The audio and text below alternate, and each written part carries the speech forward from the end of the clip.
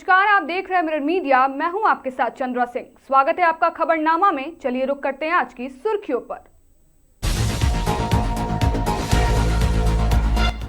पुराने साल का अंत और नए साल का आगमन पर हजारीबाग के लारा नदी परिसर पिकनिक स्थल पर सैलानियों की लग रही है भीड़।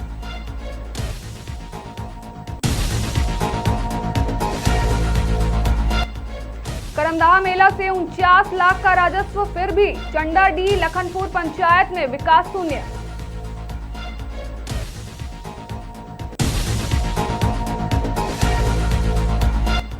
विनोबा भावे विश्वविद्यालय में यूथ फेस्टिवल से पहले टेंडर पर सवाल।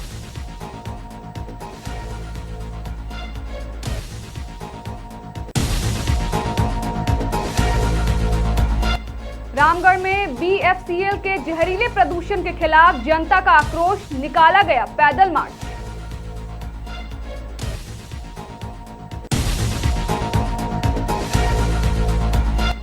नन्नार में बीसीसीएल के सामने बड़ी समस्या, रंगदारी, दादागिरी, माफियागिरी हो गई है और अवैध खनन है।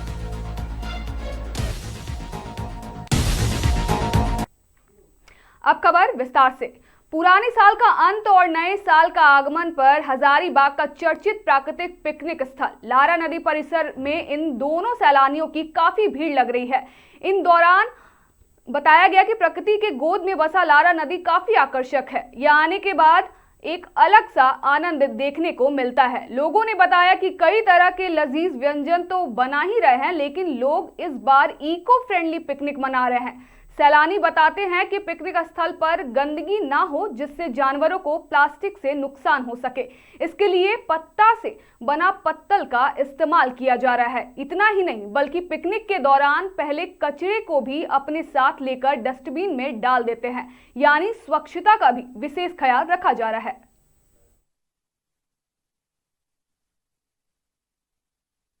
हम लोग यहाँ पे इको फ्रेंडली एक ऐसा जगह पर आए हैं, ना ज़्यादा पोल्यूशन है, ठीक है। ये हम लोग पर्यावरण के गोद में एक पर्यावरण तरीके से हम लोग पिकनिक मना रहे हैं, ठीक है। और हमारा जो पिकनिक का तौर तरीका था वो एकदम इको फ्रेंडली था, ना कोई वेस्ट, ना कुछ प्लास्टिक कचरा, ठीक है। और हम लोग चाहते हैं कि वैसे जगह जाएं जहाँ पे पूरा तरह से इको फ्रेंडली हो। और हम लोग आसपास भी ये भी ध्यान रखते हैं कि पिकनिक के बाद उस प्लेस पे भी सफाई हो जाना चाहिए, ताकि वो इको फ्रेंड बना रहे हैं, ठीक है। आप देख सकते हैं कि चारों तरफ कितना अच्छा इको फ्रेंड है, ठीक है।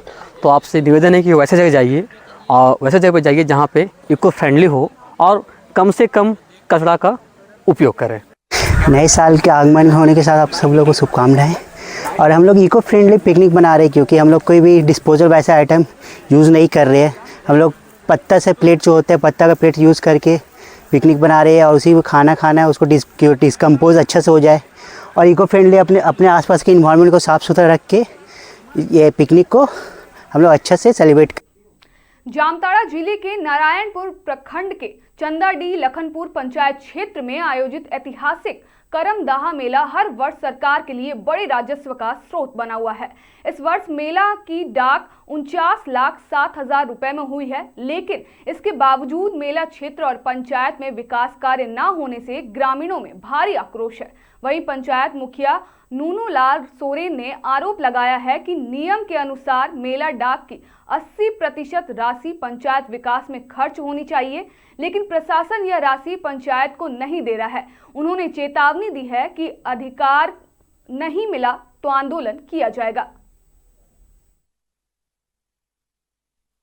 ये करमदाहा मेला सोचिए ऐतिहासिक मेला है। यहाँ अति प्राचीन काल से ही ये मेला लगते आ रहा है। यहाँ जो है राजस्व जो है सरकार को मिल रहा है, लेकिन यहाँ संबंधित पंचायत में हमारे यहाँ जो है किसी तरह का इसका कोई लाभ नहीं है। जबकि यहाँ से सरकार को इतना पैसा मिल रहा है, लेकिन यहाँ पर भी तो विकास होना चाहिए। हमारे पंचायत में राजस्व का जो 80% जो नियमतः है वो जो है संबंधित पंचायत को मिलना चाहिए। ये मिलने पर यहाँ विकास जो है हम कुछ करते और यहाँ का विधि व्यवस्था, हर व्यवस्था को हम दुरुस्त। विनोबा भावे विश्वविद्यालय हजारीबाग में एक बार फिर टेंडर प्रक्रिया को लेकर विवाद गहराता नजर आ रहा है। विश्वविद्यालय परिसर में 15 से 17 दिसंबर तक आयोजित होने वाली 3 दिवसीय 29वें इंटर कॉलेज यूथ फेस्टिवल महोत्सव की तैयारी युद्ध स्तर पर चल रही है। इस महोत्सव के सफल आयोजन के लिए विभिन्न कार्यों के लिए टेंडर जारी किए गए हैं, लेकिन वीडियोग्राफी और फोटोग्राफी से जुड़े टेंडर में गंभीर अनियमितताएं सामने आई है। बता दें कि online tender quotation invitation notice में टेंडर ओपनिंग की तिथि है और समय का उल्लेख नहीं किया गया है, जो टेंडर नियमों का स्पष्ट उल्लंघन है। सामान्य तौर पर किसी भी टेंडर में ओपनिंग डेट और समय निर्धारित होना अनिवार्य होता है ताकि प्रक्रिया पारदर्शी और निष्पक्ष बनी रहे। जिस दिन से टेंडर प्रारंभ है वो तिथि दी हुई है, जिस दिन टेंडर क्लोज हो रहा है उस दिन की तिथि दी हुई है, लेकिन टेंडर ओपन किस दिन करना है इसकी तिथि नहीं दी गई है। और अभी जस्ट ये जानकारी प्राप्त हो रही है कि रजिस्ट्रार महोदय ने इसमें जो है सो अपनी प्रतिक्रिया दी है कि ये मानवीय भूल है। मानवीय अगर भूल है और आप इस चीज को रजिस्ट्रार से पद पर होकर के मानते हैं तो उसको तत्काल रद्द कीजिए ना। जब आपसे गलती हुई है तो आप उसके लिए माफी मांगिए, आप उस टेंडर को तत्काल रद्द कीजिए। और यहां तक कि जो आपने फूड वाला टेंडर निकाला है उसको भी तत्काल रद्द कीजिए, क्योंकि जो फूड का जो टेंडर निकाला उसमें फूड लाइसेंस का आपका रिक्विजिट है ही नहीं। बिना फूड लाइसेंस के आप फूड का प्रक्रिया कैसे संपन्न कीजिएगा? आप बिना क्लोजिंग डेट का आप टेंडर प्रक्रिया को समाप्त कर ले रहे हैं, ओपन कर ले रहे हैं, टेंडर दे रहे हैं किसी को, तो बिना इसकी जानकारी के लोग आप तक पहुंच कैसे गए? इसका मतलब सब पहले से प्रायोजित है। आप पहले से सबको जानते थे कि किसको टेंडर देना है, तो ये आईवॉश करने की क्या जरूरत है? ये बहुत ही रामगढ़ जिले के रांची रोड इलाके में जहां का हवा, पानी और मिट्टी यानी पूरा वातावरण एक साइलेंट किलर की चपेट में है। यह किलर कोई और नहीं बल्कि एक कारखाने से निकलने वाला जहर है। रांची रोड पर स्थित बिहार फाउंड्री यानी BFCL से होने वाले भारी प्रदूषण ने यहां के निवासियों का जीना दुर्भर कर दिया है। सालों से चली आ रही इस पीड़ा ने आज आक्रोश का रूप ले लिया है। यहाँ की जनता सड़क पर उतर आई है। एक विशाल पैदल मार्च निकाला गया है जो रांची रोड से नई साराई तक जा रहा है। लोगों के हाथों में बैनर और आंखों में सवाल है। यह सिर्फ एक प्रदर्शन नहीं बल्कि एक जीवन मृत्यु का सवाल है। स्थानीय लोगों ने कहा कि इस प्रदूषण के कारण सांस की बीमारियां, त्वचा रोग और अन्य गंभीर स्वास्थ्य समस्याएं तेजी से फैल रही है।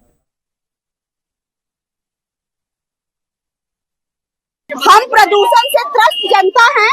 आप एक एक चेहरे को कवर कीजिए। हम सारे सभ्य परिवार के, ना किसी राजनीतिक पार्टी से बिलोंग करते हैं और ना छुटभैया गुंडा है। हम सिर्फ पॉल्यूशन से त्रस्त जनता है और इस पॉल्यूशन के खिलाफ आज हम सड़क पे उतरे हैं। ये जो जानलेवा पॉल्यूशन BFCL के द्वारा फैलाया जा रहा है और पूरे रांची रोड को दानव की तरह निगलने के लिए तैयार बैठा हुआ है। BFCL के प्रदूषण के खिलाफ यहाँ आए हुए हैं। हम लोग पिछले 1 साल से इस मुहिम में लगे हुए हैं। हर जगह गए हैं, सांसद से लेके DC तक हर प्रशासनिक लोगों के पास गए हैं, लेकिन कहीं से हमको कोई सुधार नहीं दिख रहा है। सब लोग चुप बैठे हुए हैं। रीजन क्यों है नहीं पता है। अब हम लोग को ये हाल है कि हम लोग बस रोड पे ही आ सकते हैं। खबरनामा में वक्त हो चला एक छोटे से ब्रेक का, जल्द होंगे हासिल।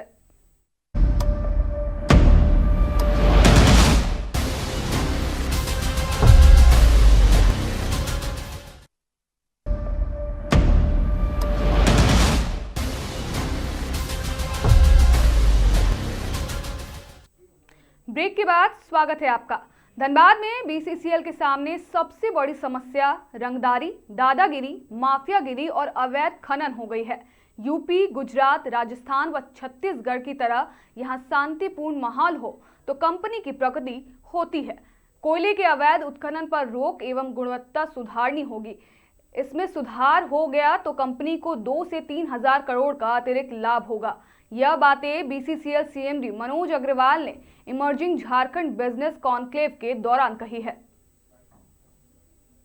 साथ ही हमारी थर्मल पावर के ब्लास्ट फर्नेस वगैरह जो खराब होते हैं पत्थर मिक्स करके, तो इसका कारण ये है कि हमारे जो कॉन्ट्रैक्टर या MDO ऑपरेटर हैं वो हावी हो गए हैं BCCL पर। अच्छा, मजे की बात ये और है कि कोयला हमारा बिक नहीं रहा है और उससे सस्ता इलीगल माइनिंग वाला कोयला बिक रहा है। ये सब आपके बिजनेस व्यापार, मुझे लगता है कि बहुत लोग इसमें कोयले के व्यापार से जरूर इसमें।